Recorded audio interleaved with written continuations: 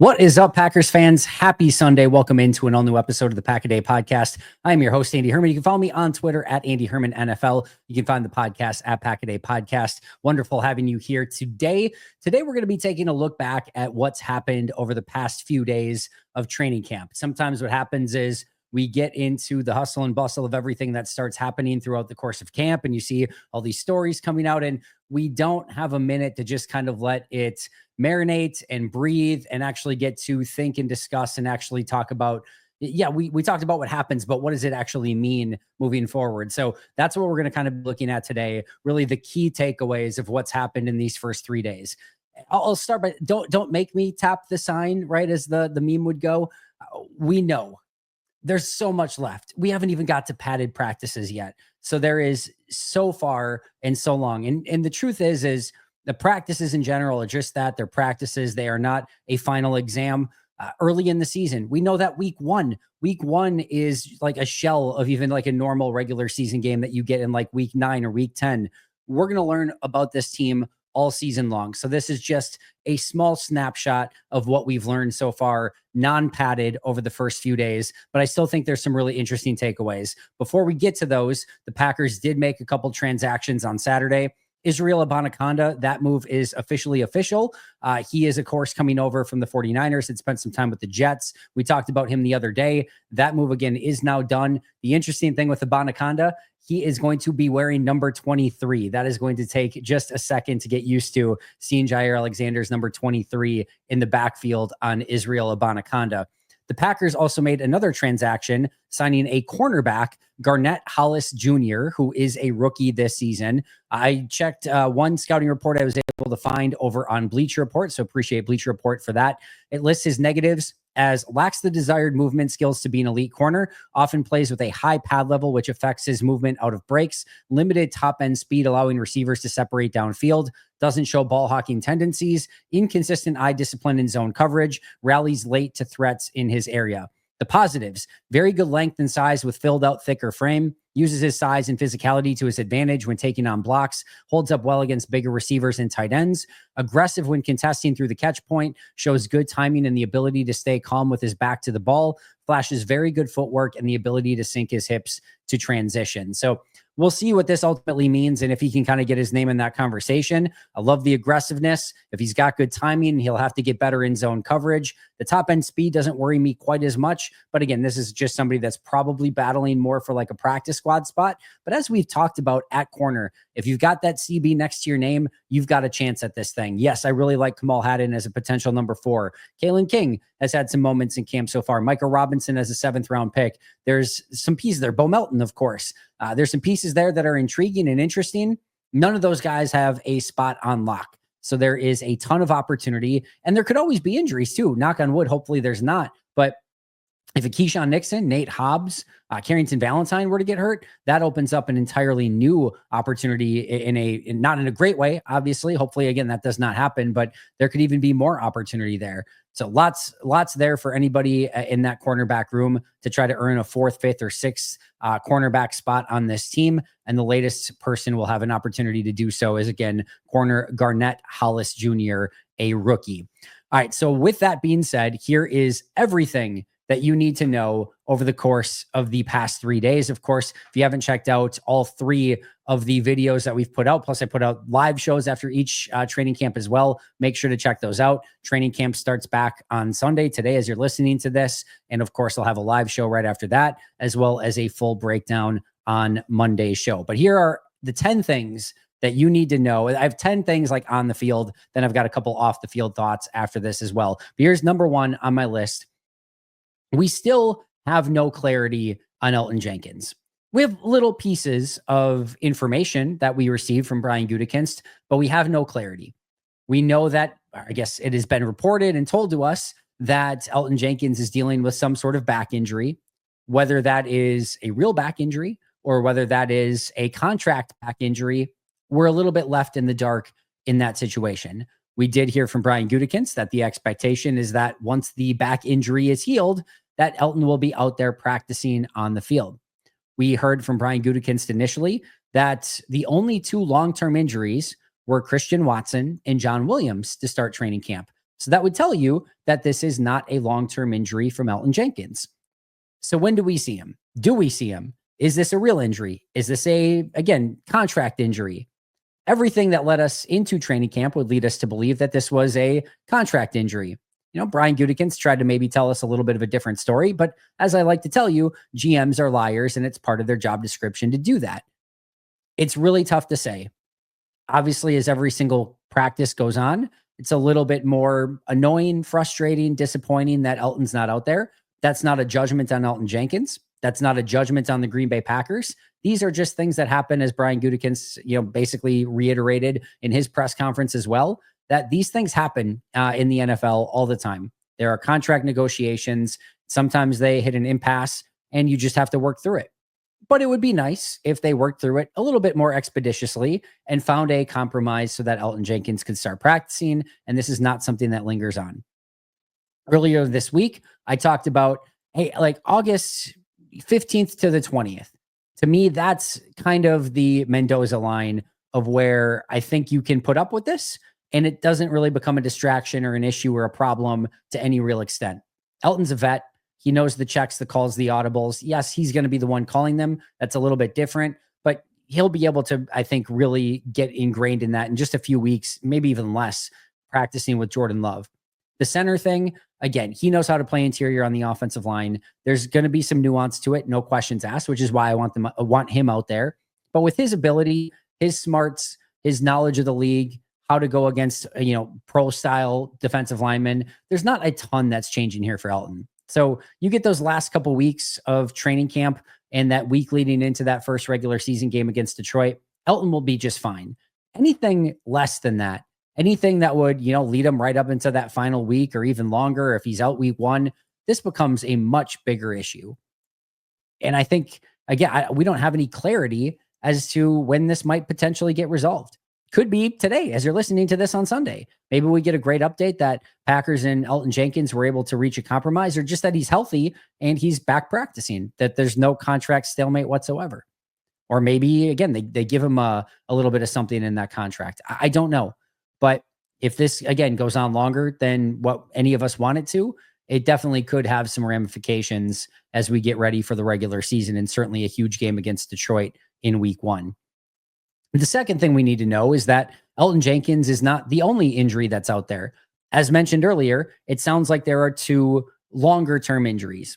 Christian Watson, which we knew about, that's not anything crazy. We did learn from Christian Watson as well that he is not going to practice at all during training camp. So if you were anyone that was in the believer or boat that Christian could potentially get back and ready for week 1, he's a freak. He's an alien. He's not quite that much of a freak and or alien in all the best ways, of course. But he will not be back in training camp at any point in time, which is not unexpected. We expected this to linger well into the season, and that is still my expectation. He's the first one, and John Williams with a back injury is the second one. A massive disappointment for John Williams because this is a 7th-round pick. That was a really intriguing player, by the way, and you didn't know how this was going to, kind of progress from an injury standpoint. We didn't get any clarity on it in OTAs or mini camps. Now we know that he missed OTAs, he missed mini camps. Now he's going to miss a huge part of, maybe not even all of, training camp. And that really puts him in a tough situation. How does Green Bay sort of navigate that? We've had some situations where Grant Dubose and Lou Nichols have not been able to overcome that. We've had a situation where Rasheed Walker was able to get back for just that final preseason game, played so damn well that he earned that 53-man roster spot just in and of itself from that particular game. So we'll see what happens with John Williams, but that's certainly going to be one worth noting. Aaron Banks, it sounds like it's day-to-day with a back injury, nothing long-term. Savion Williams, concussion injury. He was already walking on the sidelines on Friday, so that's a good sign for him.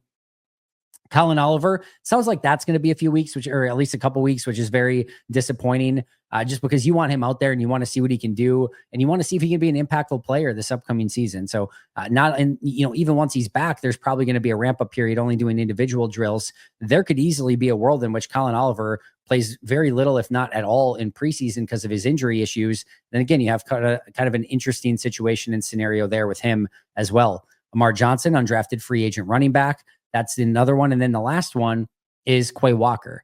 And the Quay thing is very interesting as well. And I asked Brian Gutekunst in that very first press conference, is this a contract issue? And he did, he was a little bit careful with his words. again, I'm a sucker, so I'm just gullible and believable. I tended to believe him when he said that this was simply a real injury issue, that he had his ankle cleaned up, which again, by all reports, I don't think he's lying about that, right? That's a pretty aggressive thing if this is a contract thing and said actually had ankle surgery and he's just making it up. I don't think that's going to be the case. But it is interesting that they activated him off the physically unable to perform list only for him not to do anything after that. You would think if he was just going to observe and not do anything, just keep him on the physically unable to perform list. There's really no advantage. So is this a way of Green Bay saying, hey, you're cleared on our end? And then Quay is still saying, no, I'm not going to practice. Is that kind of a hold-in situation? The reason we're saying this, of course, if you're just catching up on everything, is because Quay did not have his 5th-year option picked up. And now he is an unrestricted free agent in 2026 right now. And Goody has said on numerous occasions, they want to keep him as a Packer for a long time, but that has not happened. I'm still on the boat and of the belief that this is just him coming back from injury, and hopefully next week he gets better and we start seeing him even do some more individual drills and some team drills and stuff like that. But it's one that we're just kind of keeping a little extra eye on. So the injury list right now: Aaron Banks, Savion Williams, Quay Walker, Christian Watson, Colin Oliver, Amar Johnson, John Williams. And again, your mileage may vary on how you want to define Elton Jenkins.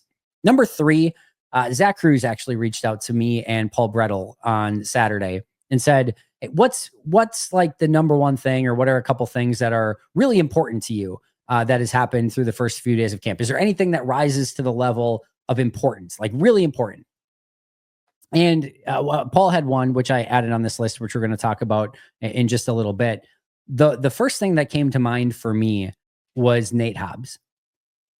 I believe wholeheartedly that what we've seen from Nate Hobbs, even just already, is a pretty impressive proof of concept of what he can be, not only as an outside corner, but as a slot corner and just a defender in this secondary. He looks incredibly natural playing both inside and outside, and even more natural playing in Jeff Hafley's defense. Ultra communicative. I love the aggressiveness. I love the tenacity. He's got all of it. As I've mentioned on numerous occasions this week, I think you're really going to enjoy watching him play. He does not back down. He has that corner mentality of you are not going to be able to beat him. If he does get beat, it doesn't wear on him whatsoever. Next play up, and he just kind of gets refocused. There's something there that I think I really, really like, that I think he's going to add a little bit. You know, where we talked about RAS, not relative athletic score, but relative a-hole score. You've got that in Nate Hobbs. And again, he can hang as a corner too. And I think we're still going to see the best football yet that we've seen in the NFL from Nate Hobbs if he keeps playing this way. Again, feels very natural in the defense, feels very natural both outside and inside. This looks so far, again, long way to go. I don't need to tap the sign where nobody's crowding anyone. But this looks so far like a very impressive free agent signing that's going to fit in perfectly with this Jeff Hafley defense. If there's anyone that just has stood out to me, especially like new players, whether it's rookies or free agents or just somebody that I think can be a real value add, the difference already from, what we saw with Eric Stokes this past year to now Nate Hobbs this year, I think that has the potential to be a pretty exponential jump in the positive for Green Bay, especially if Hobbs can continue to play the way that he's played in camp so far. Number 4, heck, it's not just Nate Hobbs. It's the entire secondary. This secondary, first team, second team, third team, corners, safeties, all of them are flying around. Man, Jeff Hafley, and really give the defensive backs coaches credits as well. Derek Ansley deserves a lot of credit here also. Like, I don't know, again, we don't have an all 22 to view what these defensive backs coaches and Jeff Hafley is saying to these corners and safeties. Talked about this a little bit the other day, but how many times with the Demarius Randalls and the Quentin Rollinses and like all these former Packers secondary where they're pointing at each other after a play because there was a miscommunication or a breakdown in coverage. And there's going to be some of that inherently happens, especially with the amount of zone coverage that is now being played. But my goodness, does this defense and this coaching staff have these guys flying around, knowing exactly where they're supposed to be and making things really difficult. The pre and post snap motion and movement between the secondary players. And that's a tough thing because the offense is moving and rotating. You're moving and rotating just on your own, even just with some of the play calls that are being made. You have to communicate everything, make sure that everyone knows exactly where they're supposed to be, both pre and post snap. There are so many moving parts at any given moment, at any given time. And yet they are making it work early in training camp. That is an unbelievable positive sign. Like this corner group so far, Valentine, Hobbs, I'll even put Bullard in that group, and Nixon, they've been pretty darn close to lockdown as corners. Like little stuff here and there. I know that you saw the post to Dontavian Wicks the other day. I believe it was Kalen King, and then it was the safeties. You haven't seen a play yet by Valentine, Hobbs, or Nixon, or Bullard that they have given up a big play. Has not happened. The closest was when Dobbs beat Nixon on the outside and Love underthrew it. That was the real only opportunity. Even when Jacobs beat a linebacker, it was Hobbs that recovered and helped break up that play, which could have been an easy touchdown on a deep ball to Josh Jacobs. So that corner group, for all the fear and trepidation of, oh my God, they have the worst corner group or whatever. And like, I had some concerns, right? Of just like, what is this ultimately going to look like? So far, they have passed the test with flying colors, and hopefully, fingers crossed, that can continue into the rest of camp, preseason, regular season, and into the playoffs. Number 5 is Isaiah Simmons.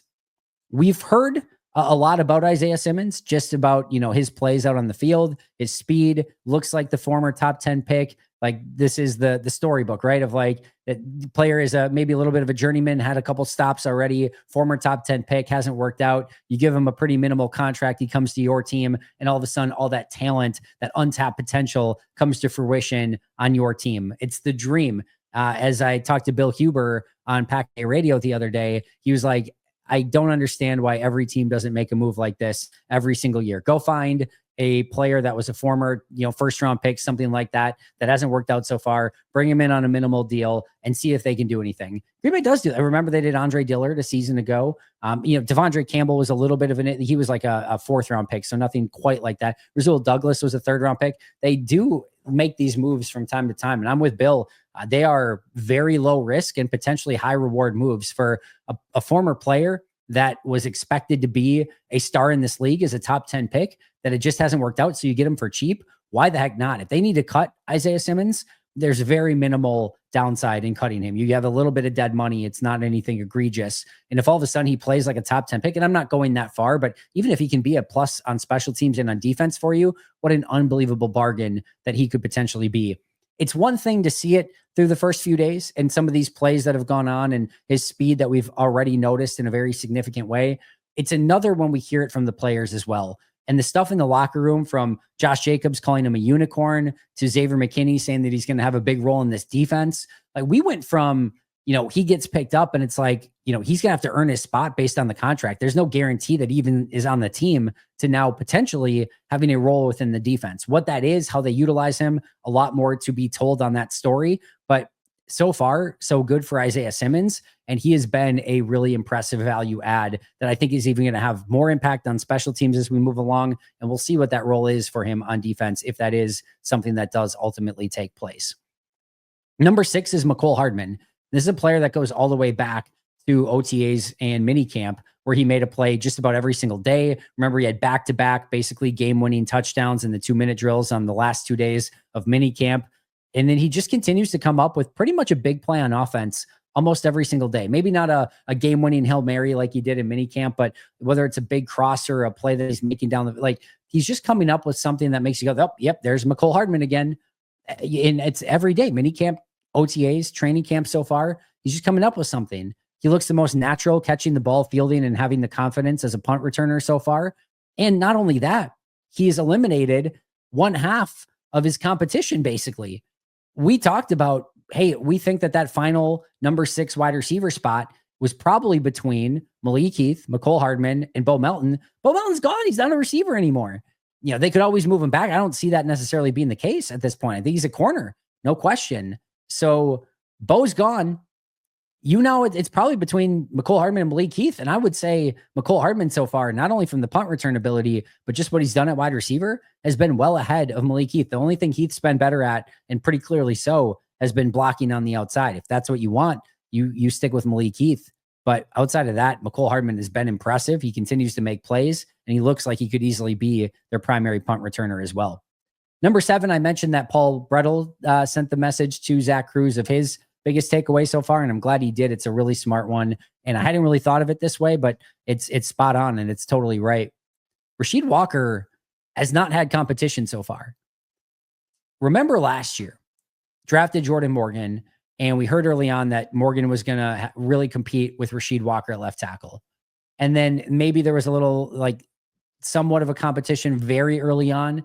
And then Rasheed just owned it and he never gave it up. And he was the left tackle through the entirety of the season. Well, this year, basically it's been all Rasheed Walker with the ones at left tackle so far.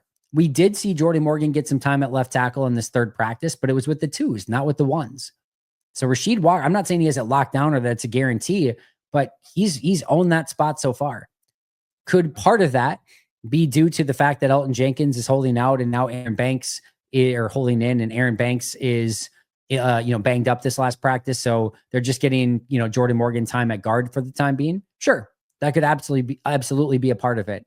But whether it's just that or whether it's because Rasheed Walker is playing well, getting Rasheed out there for all of those snaps, I'm sure is going to help him and maybe give him a little bit more confidence. And as we've talked about, he has about 80 million reasons to go out and play his best football and not relinquish that starting spot, because he's going to get a big time payday either from Green Bay or elsewhere if he can play really well this season, maintain that starting spot, and show exactly what he is capable of. By the way, Rasheed Walker cannot catch a break when being asked about from either Matt LaFleur or Brian Gutekunst or the offensive line coaches. Every single time it's just like, yeah, we need to see more consistency. We want to see it down in and down out. Just like, my goodness. And I think it was Pete Doherty I was talking to about this. And, one of the things I said is because, I joked a little bit of like every single time Josh Myers is brought up is, oh, best football he's ever played. We're really impressed with what he's doing this year. And it's like, what, really? And every single time you're bashing like Sean Ryan and Rasheed Walker. I'm like, what are we doing here? But I said to P, I'm like, one of the things that, I probably need to remember and it's just worth noting is that you motivate players in different ways. It's quite possible that with Josh Myers, that they needed to give him praise so that he had confidence, so that he played better. That if he didn't have that confidence, he would go out there and play poorly. Like he would get after himself and be harder on himself. That's well within the realm of reason and possibility. So if they went out and said like, yeah, Josh is really struggling and, he needs to play better, that would have actually affected Josh more in a negative way. And it could be the opposite for Rasheed Walker and Sean Ryan, that they know if they call it out and say, yep, we need more. It hasn't been good enough. We need more consistency, that Rasheed and Sean Ryan are going to eat that up and internalize that and have it motivate them, use it as fuel. I don't know that that's the case. I don't know how Rasheed Walker, Josh Myers, or Sean Ryan tick, but it is worth noting that you don't coach every player the same. You treat them fairly, but not equally. And you do different things to motivate players in different ways based on what their needs are. And so maybe that's what Matt and Brian and the offensive line and offensive coordinators are doing to help motivate these players. That could very well be the case, but it is interesting that Rasheed just can never get like, yep, he's really playing great. We're really proud of him. And we think he's in for a big season. It's like, no, it needs to be more consistent. Hasn't been good enough. It's pretty remarkable how that always ends up being the case. Number 8, just an unbelievably slow start for Jayden Reed. And I have no concern here. Jayden Reed's a phenomenal player. He's going to get going and, probably ramp up as the course of training camp goes along. And once you get him in games, he's very dynamic. We know that. But man, it has been insanely quiet for Jayden Reed so far. So let's see if he ramps up here starting on Sunday and then kind of going into week 2. But hoping for a little bit more speed, not speed, but like just his ability to get open and then using that speed and that acceleration and all that playmaking ability. I think the offense could use that as they're trying to kind of break down this Jeff Hafley defense so far. Number 9 is Bo Melton is a corner. He is no longer a wide receiver that plays corner from time to time. He is a true corner, and I don't think we're going to see him at wide receiver at all. Maybe in like a preseason game, could you get him out there late in the game to just, if you needed some snaps from him, maybe. But I think for the most part, he's just going to be playing corner. And we'll see if he's gets a real opportunity to make this team at corner. As we've talked about, there is a ton of opportunity on the depth chart in that particular spot. Number 4, number 5, number 6 are wide open. He spent some time with the top group, the second team, and the third team. I think they're just trying to get his feet wet, trying to get him as many reps as he can because he's working a little bit behind the 8 ball since he's been a wide receiver for years and years and years, and not trying to get him to learn a different position. That's never an easy thing. But if there's a player on this team that might be able to pull it off, it might just be Bo Melton, and he does look pretty natural playing the position so far. And then last but not least, from a player standpoint, Brandon McManus, 15 of 15 so far in training camp. Would easily give him MVP of week 1. He's been fantastic. He's been phenomenal. It is so nice to not have to worry about some lame kicker competition. Their second kicker has not been in camp as of yet. He is working through a work visa issue. So hopefully that gets cleared up soon. But in the meantime, Brandon McManus is just crushing everything that comes his way. And it's not even like things are going off the uprights and bouncing in. It's like right down the middle almost every single time. He's been ultra impressive and is off to a great start in camp so far. All right, other news and notes that are not player related. We got our official first look and now can see exactly what the throwback uniforms look like. And of course, lots of stuff on sale. Already had to go over to, the pro shop and, pick up a couple things. They look really, really clean. So I love the look, but those are officially out on Friday. The official move from Mark Murphy to Ed Policy took place. It was kind of cool to see Mark Murphy around the stadium signing a lot of autographs, just kind of taking that final tour as president and CEO. But of course, now Ed Policy will take over that moving forward. Mark Murphy, and one of the key takeaways from his last, shareholders meeting and just kind of his last public comments in that role, said that he expects to see a lot more international games, specifically in Germany, UK, or Ireland coming up over the course of the next 5 to 10 years, with the Packers being a part of that. So expect some international games for Green Bay coming up over the course of the next 5 to 10 years. The Packers, as mentioned, did fill their official 91-man roster, so they are now full. The two most recent moves, like we talked about, Israel Abanikanda and Garnett Hollis Jr. And last but not least, Nathaniel Hackett, former Packers offensive coordinator, former Broncos head coach, former Jets offensive coordinator, former Jaguars offensive coordinator, is back in Green Bay. He is helping Jeff Hafley's defense by trying to game plan, figure out weaknesses, and give him intel and feedback about how he would go about attacking Jeff Hafley's defense, so he can kind of get some of that intel ahead of time before other teams attack it and find some of those potential vulnerabilities. That is going to do it for me today. Those are my key takeaways. Again, Elton Jenkins and his contract situation, the injuries that we know about so far. Nate Hobbs has been ultra impressive, as has the rest of the secondary. Isaiah Simmons and Mecole Hardman look like they're very impressive value free agent signings so far. Rasheed Walker's owning that left tackle spot. Jaden Reed's had a slow start to camp. Bo Melton is a true corner, and Brandon McManus is absolutely on fire. Shout out to our All-Pro and Hall of Fame members: Most Hated Minnesotan, PJ Wynn, John Wild, Brandon Paletta, Boom Handle, Donald Lee, Lori Lord, Baby QB, David McCluskey, Donald Decker, Alex Wong, Peter Ritaka, Jay Zimmerman, B. Brown, Puerto Rican Packer, Dan Gassford, Dylan Pat Scott, SoCal Pat, Chris Rager, Izzy Roberts, Ian Ewing, Carlo Delgado, Willie Winkle-Stinkle, Jen Wright, The Gable Storm, Matt Geiger, Pack Attack Cast, Chris Weish, and Griff Henblee. I will see you guys tomorrow, but until next time, and as always, go Pack Go.